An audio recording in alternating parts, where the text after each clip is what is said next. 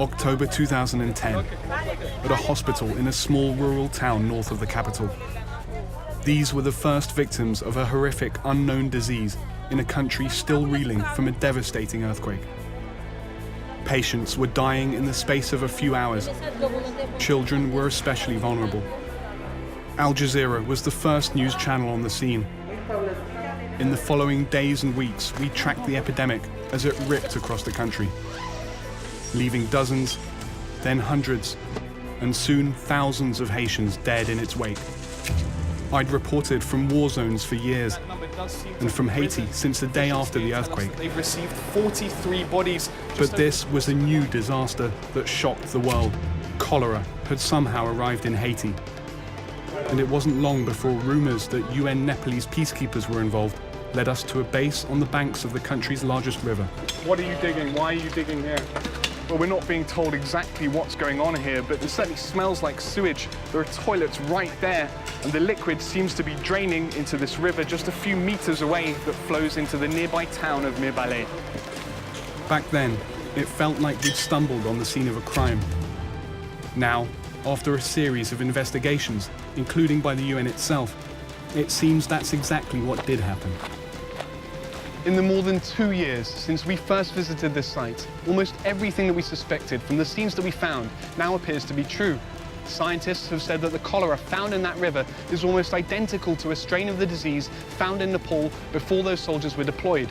Even Bill Clinton, the UN Special Envoy to Haiti, has said that UN peacekeepers from that base are the likely source of the disease in Haiti.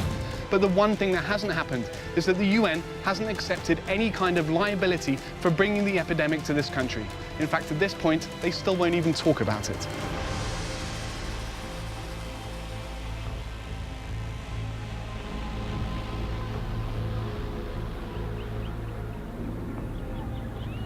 It's been more than 2 years since cholera appeared in Haiti, and we're driving into one of the most isolated areas of the country.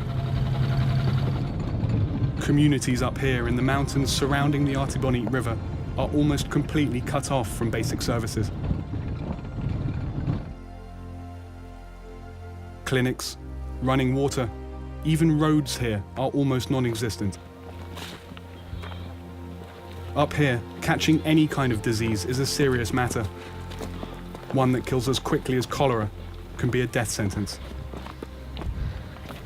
It is impossible, really, to imagine how somebody could get along paths like this to medical facilities within a few hours to save lives from cholera. This is the kind of scenario here.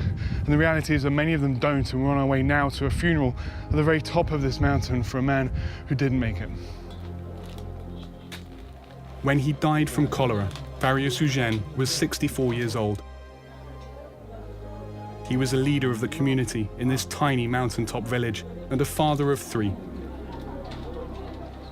Farius fell ill just days ago. From his house, it's about 5 hours walk to the nearest clinic.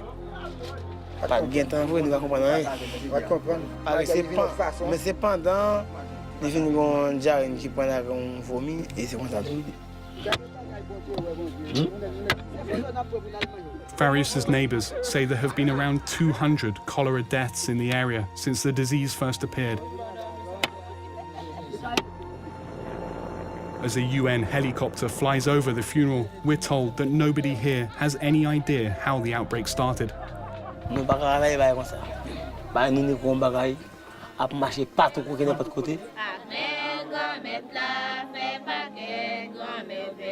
As in many of the communities in this region where cholera is rife, death has become a part of everyday life. But that doesn't lessen the grief.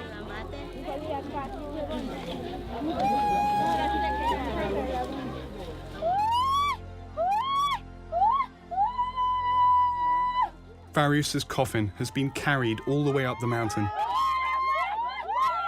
His eldest son leading the way.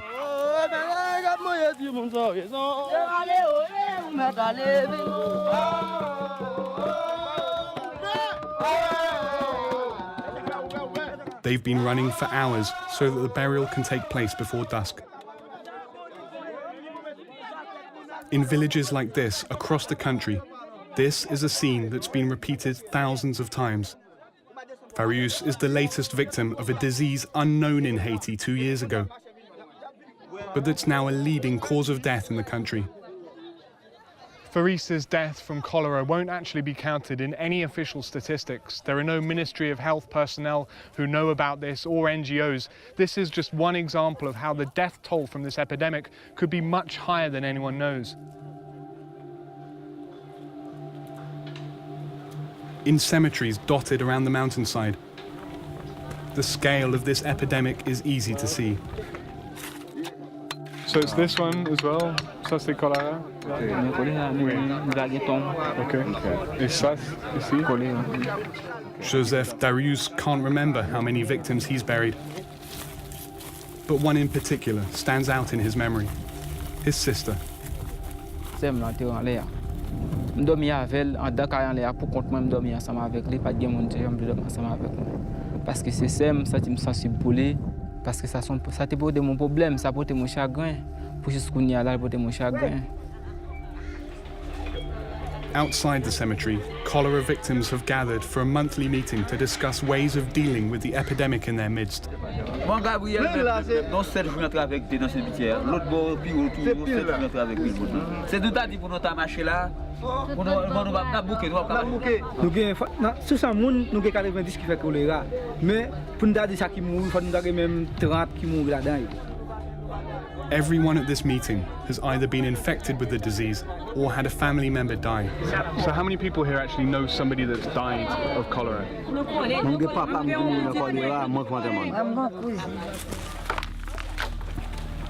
As the meeting adjourns, we're told of an urgent new case. An elderly woman living close by who's in a critical condition.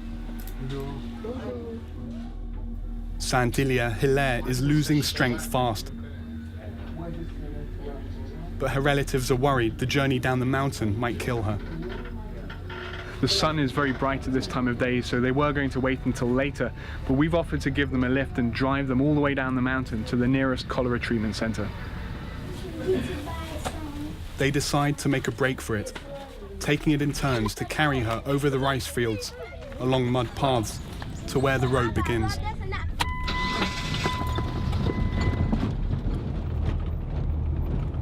This is Haiti in the time of cholera. Communities living in fear. Each day, a new race for survival. Saint-Hilaire did reach the clinic before losing her strength, but in the end, it wasn't enough. A few weeks later, she succumbed to cholera, her body taken back home and buried in the mountains.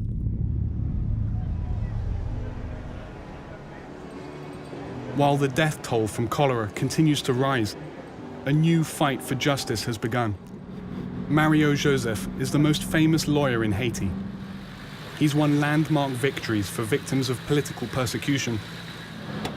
Today, he's collecting medical records. With very limited resources, Mario is representing thousands of Haitians who've been affected by cholera. It's the case of his life. They're trying to sue the United Nations. United Nations have a lot of money we don't have. And they have a lot of 100,000 lawyers. We have only 12. The balance is for them. If they need to comply with the law, the balance is for us.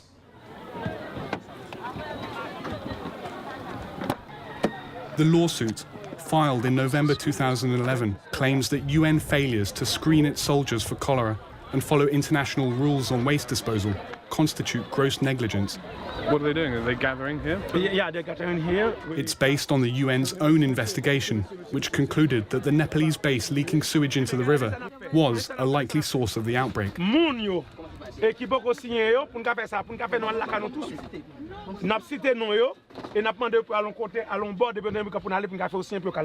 And it's composed of thousands of stories of personal loss, each one documented by Mario and his team.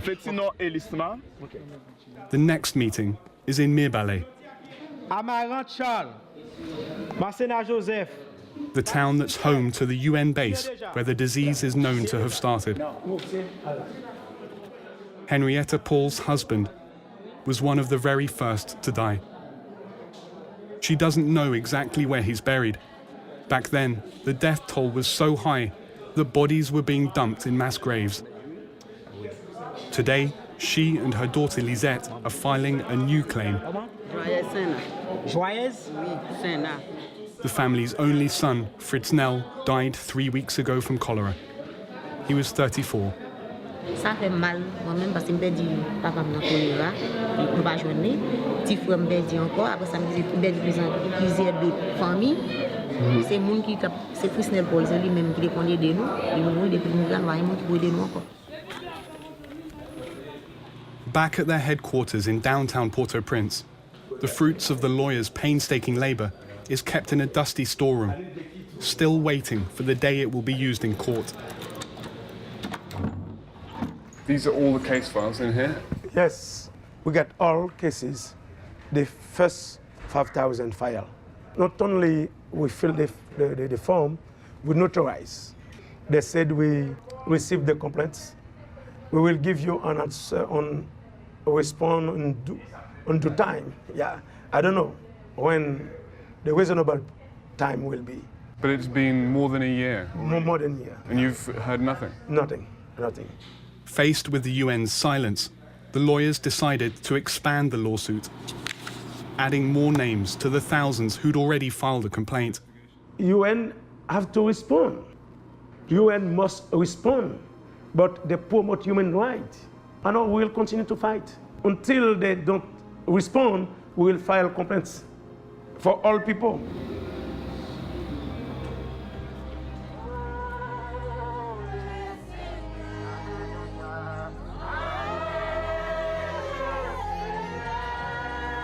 The 2010 earthquake killed more than 220,000 people.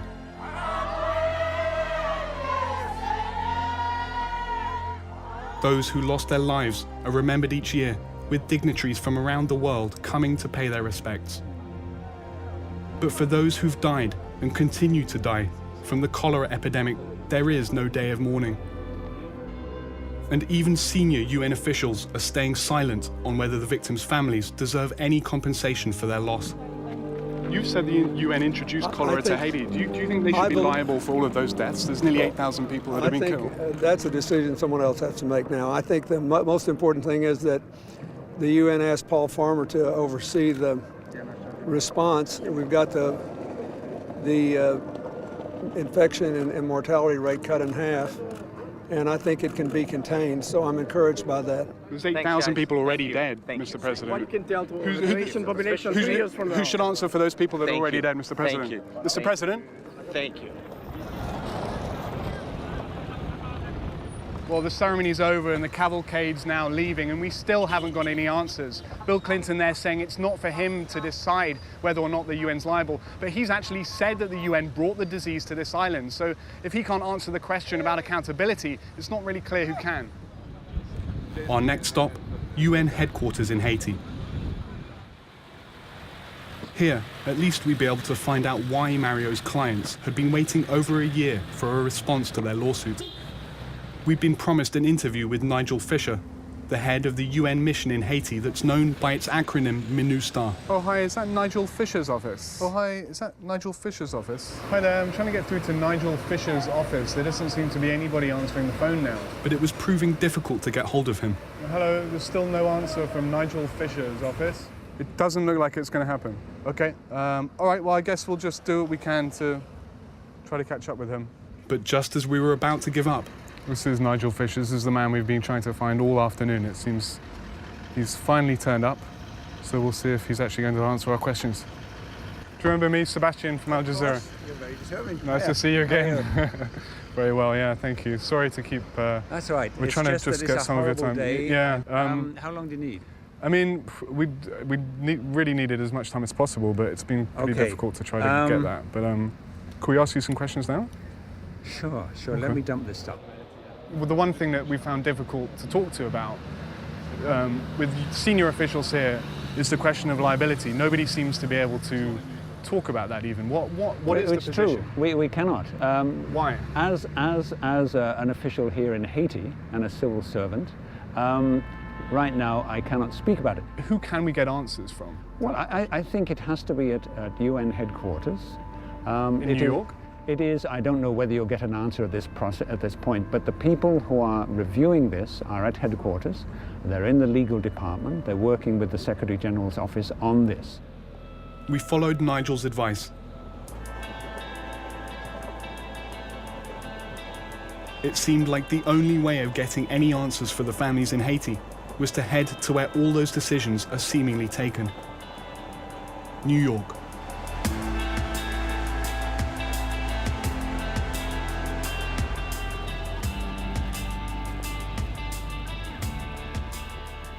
But before we even arrived at UN headquarters, we got word from Mario's legal partners in the US that a decision had already been made. They sent me an email shortly before they made the public announcement. They sent us an email with the letter. What did it say? The letter was one paragraph about how the UN was sorry about the cholera and the harm that it caused, several paragraphs about all the things they are doing to combat cholera, and then a paragraph at the end saying that they were not going to respond justly to the cholera victims. Human rights lawyer Brian Concannon says he'd been expecting the UN would try to avoid paying compensation, but that the lack of any explanation caught him completely off guard. It was also a slap in the face to the 660,000 Haitians who have contracted cholera and the 8,000 who have died so far, or at least their families. The UN announced its decision to the world in a brief 5-minute statement. There was no official press conference, and since then, as in Haiti, there had been no further comment to the media. Now, I've asked several officials who can actually talk to us inside this building, and the one person we've been told we can interview is a spokesperson for the Secretary General.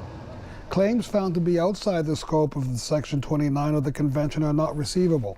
The consequence of a finding that a claim is not receivable is that the claim will not receive further consideration by the organization. That statement was very brief. It's a brief statement, it's a legal statement, and that's about all we're going to say on that. But why is the claim not receivable? Well, it's not the United Nations practice to discuss in public the details of or responses to claims against the organization. So you don't have to explain yourselves? No. You're saying that not only do they not get compensation, but you don't even have to explain why?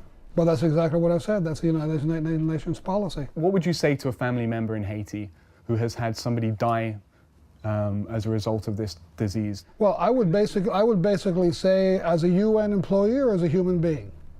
As both. I would simply say, I'm really sorry about your loss. I'm really sorry that the cholera happened. We don't exactly know what the origins are, but we're working as hard as we can to address everybody knows what the origins were. The scientific community is united. Our panel told us that it was due to a confluence of circumstances. Including being brought to Haiti, most likely by UN peacekeepers from That's not what it said.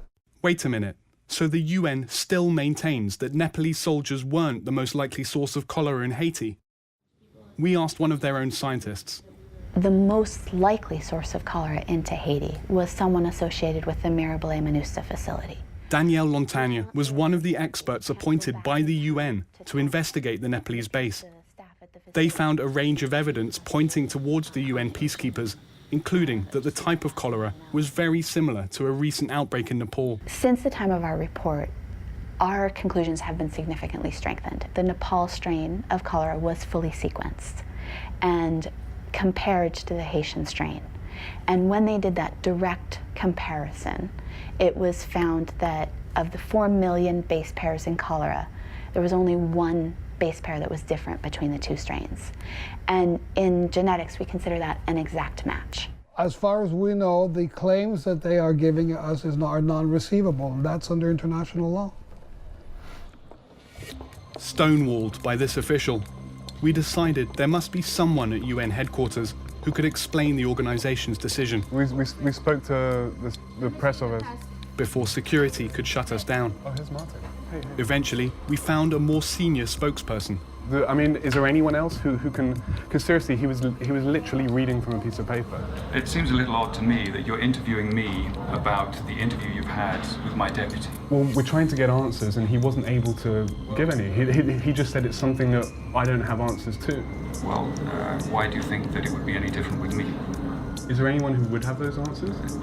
Sebastian, you've asked me that question 3 times now, and I think you know what the answer is. And I think it would actually be quite polite if you would switch this off now. Yeah, and don't you think? Don't you think that's... Okay. At every turn, the story from UN officials was the same. Outright refusal to accept any responsibility, yet a complete inability to explain why. It was the same from Haiti to New York, from those on the ground to those at the very top. Mr. Secretary General, what explanation is there for the fact that there's no compensation being paid to the families of the victims? I think I have made it quite clear the reason why this case is not receivable. And was it your decision ultimately? Whose decision was it in the end? Oh yes, it was my decision, but based on all careful consideration. Do you think it's the right decision? Yeah, I think so. Yeah. But for the families of the victims? Well, why don't you talk to my legal counsel? So you were saying there's no possibility at all of speaking with anyone from legal counsel? Following the Secretary General's advice, I did put several calls in, but was told that the UN's legal counsel was unavailable for comment.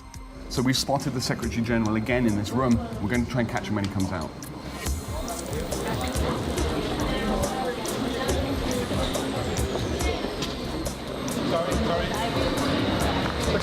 We haven't got access to the office. Time, sir. Thank you. So you said we could get access to the... It's enough. It's enough.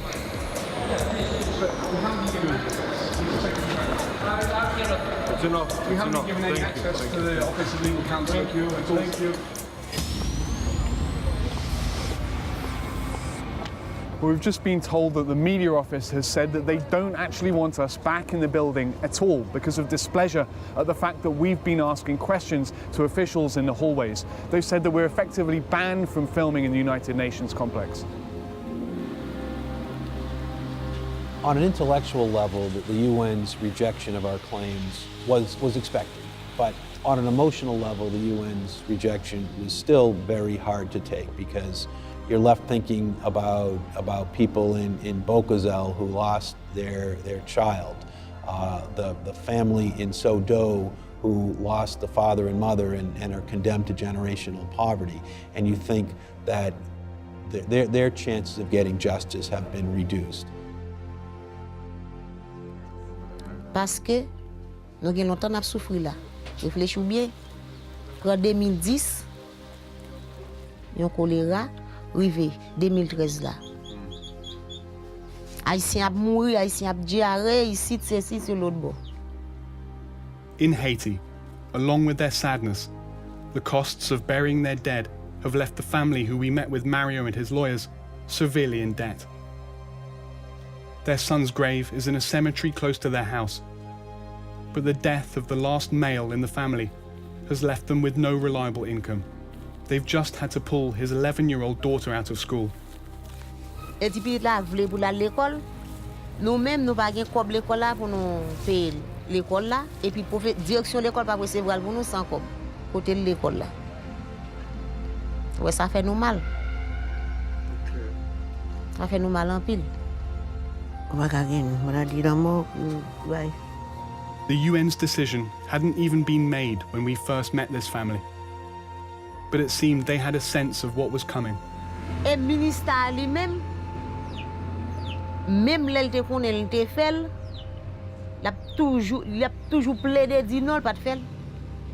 Parce que le peuple là, lui-même, son peuple, un petit peuple grand goulier, il est encore reste manger ministère bien, la journée pour manger, c'est tout normal, il capable pas révoler contre lui. Apart from anger over compensation, what may be more worrying to officials back in New York is the lasting damage in Haiti to the reputation of an organization that's supposed to stand for justice and equality around the world. C'est pas un bagage cap jambe pour haïtien, jambe camper pour dire mais ministère. Même les dédommager, les pas jambe haïtien pas jambe finir mais honnête non. Il doit pas même si frère mourir dans choléra, c'est tout normal moi même m'attraper choléra tout. Il doit pas ministère. Parce que ça a fait mal.